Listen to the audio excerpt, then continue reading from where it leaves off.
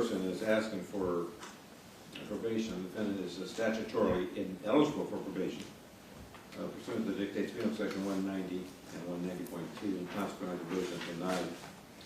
As counsel has pointed out, I do have discretion under penal section 654 as to which count to impose sentence. Listening to the evidence in this matter, I do find that the defendant was the mastermind in this conspiracy to commit murder. Baker did not have the intelligence to plan such a brutal, well-thought-out slaughter.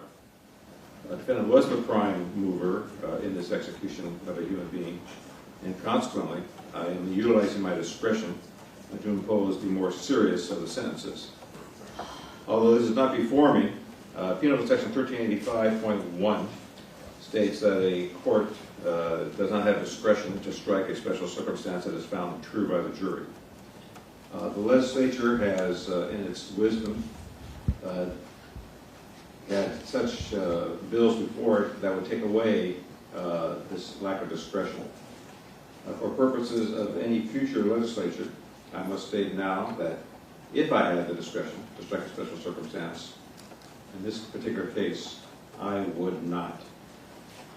For the crime which offense been convicted in count 1, a violation of penal section 187, subsection A, murder in the first degree, with the special circumstances having been found true pursuant to section 190.2, subsection A, subsection 1, and 190.2, subsection A, subsection 15, we sentence the court as follows. Probation is denied for the reasons I have stated.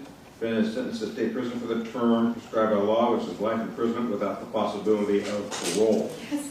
As to count 2, violation of section 182, subsection A, subsection 1, conspiracy to commit murder.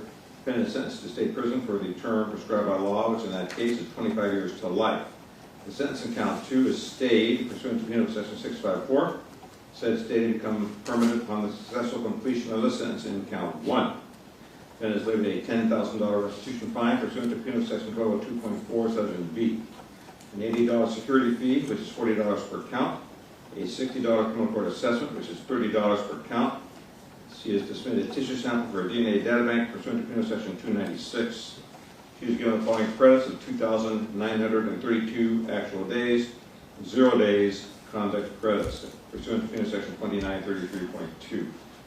This time, ma'am, I have to advise you that you have the right to appeal to the Court of Appeal from the judgment of this court. You have, if you wish to appeal, you have 60 days to file your notice of appeal. It must be filed in this court and not in the Court of Appeal. It must state that you are appealing, what it is you're appealing from, and it must be signed by you or your attorney. If you appeal, you have a right at no cost to you to a transcript of the trial court proceedings as provided by the California Rules of Court. If you appeal and you do not have the money to hire an attorney, one will be appointed for you free of charge by the appellate court. You understand your appellate rights, ma'am? Very well. We are done.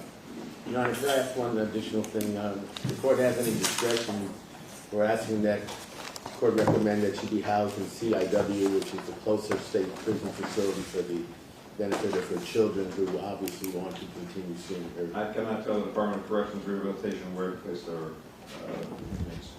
Thank you. Thank you.